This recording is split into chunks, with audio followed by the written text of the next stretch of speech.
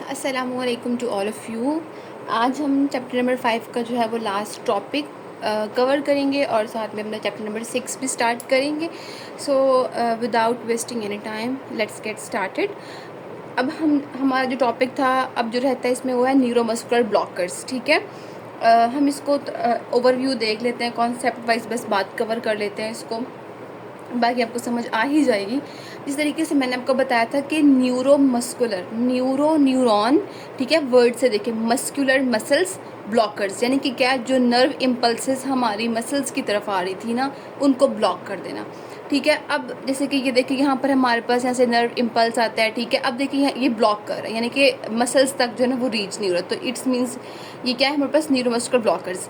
अब जो है ना, चूँकि हमारे पास न्यूरोमस्कुलर ब्लॉकर्स क्या काम करते हैं कि हमारे पास, अब देखें, नर्व इम्पल्स मसल्स तक नहीं जा रही, यानी कि मसल्स हमारे जो है ना वो कॉन्ट्रैक्ट नहीं हो रहे, तो मसल्स हमारे पास क्या होंगे, रिलैक्स हो जाएंगे। ठीक है, और इसीलिए हम लोग जो है ना वो न्यूरोमस्कुलर ब्लॉकर्स को स्केलेटल मसल रिलैक्सेंट्स भी कहते हैं। ठीक है, और यहाँ पे बस यही बात जो मैंने ऊपर बताई, यही लिखी हुई है कि ये वही ब्लॉक करते हैं हमारे पास ट्रांसमिशन को नर्व एंडिंग और रिसेप्टर पे। ठीक है, निकोटिनिक रिसेप्टर्स। और हम, ये मैंने आपको पीछे भी बताया था कि हमारे पास जो निकोटिनिक रिसेप्टर, जो निकोटिनिक ब्लॉकर्स थे, उसमें हमने देखा था कि गैंग्लियोनिक ब्लॉकर्स और न्यूरोमस्कुलर ब्लॉकर्स, ये दोनों हमने निकोटिनिक ब्लॉकर्स में पढ़ के आए थे। ठीक है, तो ये निकोटिन के रिसेप्टर को ब्लॉक कर रहा है। अब एक और चीज़, ये जो है ना न्यूरोमस्कुलर ब्लॉकर्स, ये बिल्कुल, इससे पहले मैं आपको एक बात बताती हूँ कि जो हमारे पास हंटर्स होते हैं ना, वो बेसिकली जो ये जो होती है ना, एक न्यूरोमस्कुलर ब्लॉकर एक ड्रग है, क्यूरियर ड्रग है। ठीक है, वो क्या करते हैं कि जब उन्होंने किसी भी एनिमल को जो है ना उसको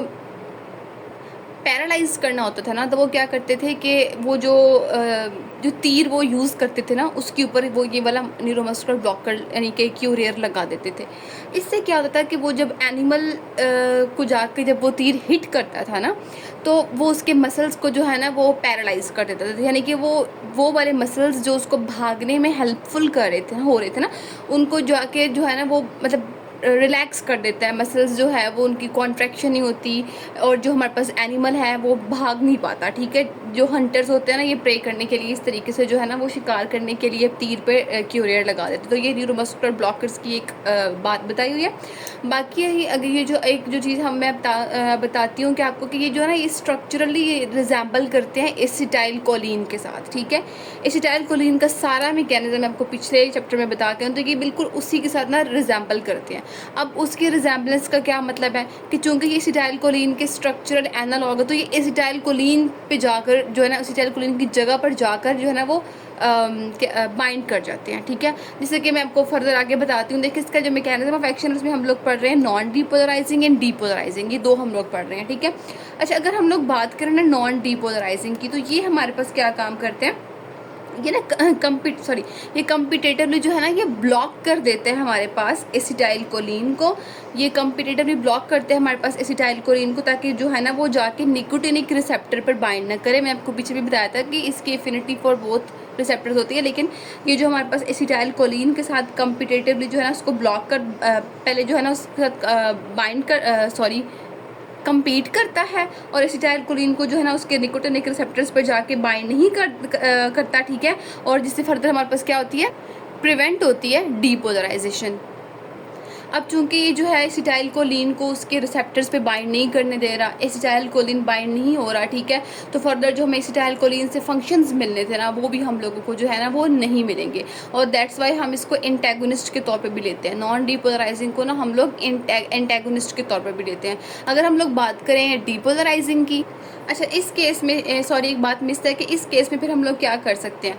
देखिए, जो अब चूँकि एसिटाइल कोलिन के साथ जो है ना वो कम्पीट करके ना उधर जाके बाइंड कर जाता है। ठीक है, एसिटाइल कोलिन की जगह पे फिर हम लोग, अब मैंने आपको बताया था कि सिनेप्टिक क्लेफ्ट में स्पेस में एंजाइम एसिटाइल कोलिनेस्टेरेज मौजूद होते हैं, जो ना इस एसिटाइल कोलिन की ब्रेक डाउन कर देती हैं। तो हम लोग क्या करेंगे, जब हम लोग देख रहे हैं कि ये जो ब्लॉकर्स होते हैं, एंटेगोनिस्ट होते हैं, ये एसिटाइल कोलिन की जगह पर जाके बाइंड कर रहे हैं, एसिटाइल कोलिन को अपना काम नहीं करने दे रहे, तो हम वो जो है, हम जो एंजाइम हमने पीछे पढ़ा था, हम ना उसके इनहिबिटर्स दे देते हैं ताकि वो क्या करे, एसिटाइलकोलिन की ब्रेकडाउन ना करे।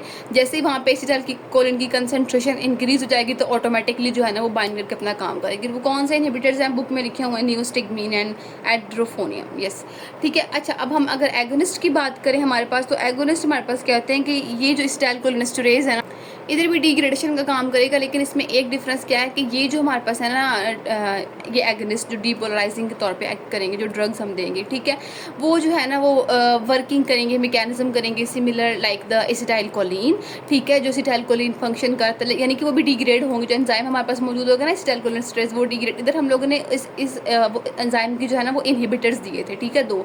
यहाँ पर क्या होगा कि वो जो एंजाइम मौजूद होगा इसकी ब्रेकडाउन तो करेगा, लेकिन इसका मैकेनिज्म नॉर्मल ही हो रहा है। यानी कि हमारे पास ये जो एगोनिस्ट हम लोग दे रहे हैं, डिपोलराइजिंग जो हम लोग एजेंट्स दे रहे हैं, ठीक है, वो हमारे पास इधर एसिटाइलकोलिन की बाइंडिंग नहीं ना करने दे रहे थे, ठीक है, वो खुद जाके बाइंड करते। इधर ये जो है ना जिस तरीके से हम पीछे पढ़ते हैं, मिमिक करते हैं उसके मैकेनिज्म को, उसके इफेक्ट को, ठीक है, तो ये बिल्कुल जो है ना ये इसके एक्शंस को मिमिक करेंगी। यानी कि एसिटाइलकोलिन का हम एगोनिस्ट मिमिक ही करते हैं ना एक्शन को, एसिटाइलकोलिन को बिल्कुल एक्शन उसका सेम होता है, ठीक है, यानी कि जो एसिटाइलकोलिन का एक्शन होता है वो बिल्कुल इनका एक्शन होता है, यानी कि अब फर्दर सारा प्रोसेस नॉर्मल हो रहा है। तो हम हमारे पास जो यहाँ पे एक्शन नहीं हम लोगों को मिल रहा था, यहाँ पे हम लोगों को मिल रहा है, क्योंकि हमारे पास ये जो हम लोगों को सारा इफेक्ट दे रही है, जिस तरीके से एसिटाइलकोलिन था, सिमिलरली ये ऐसे ही काम करते हैं, ठीक है, और एट द एंड ये जाके हम लोगों को एक्शन, हम लोगों को डिज़ायर एक्शन दे देते हैं। और जो आजकल मोस्ट कॉमनली जो डीपोलराइजिंग मसल रिलैक्सेंट यूज़ हो रहे हैं ना, वो हमारे पास सक्सेनाइलकोलिन है, ठीक है। अच्छा, अब इसमें हम लोग न्यूरोमस्कुलर ब्लॉकर्स में बस हम लोगों ने इनके मैकेनिज्म की ही बात की है, ठीक है। आई होप आपको क्लियर हो गया होगा कि नॉन डीपोलराइजिंग में क्या है, डीपोलराइजिंग में क्या है। अगर एंटागोनिस्ट है तो ऑफकोर्स वो उसके इफेक्ट को अपोज कर रहा है, ठीक है। एगोनिस्ट है तो उसके इफेक्ट को मिमिक कर रहा है, बिल्कुल सिमिलर इफेक्ट दे रहा है उसकी तरह का, ठीक है। फिर हम लोगों ने न्यूरोमस्कुलर ब्लॉकर्स होते क्या हैं वो देखें, क्या करते हैं, एसिटाइलकोलिन स्ट्रक्चर का रिजेंबल करता है। फिर हम लोगों ने क्यूरियर के बारे में बात की, ठीक है। ये बस एक जनरल सा कॉन्सेप्ट था जो मैंने आपको न्यूरोमस्कुलर ब्लॉकर्स के बारे में देना था। अब हम अपना ऑफिशियल चैप्टर नंबर जो है वो 6 स्टार्ट करते हैं।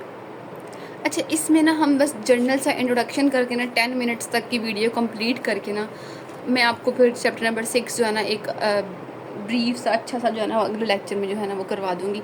अच्छा, एड्रीनर्जिक एगनिस्ट, सही है। मैं आपको पीछे कोलिनर्जिक एगनिस्ट, कोलिनर्जिक एंटागनिस्ट, और अब हम लोग एड्रीनर्जिक एगनिस्ट स्टार्ट करने लगे हैं, ठीक है।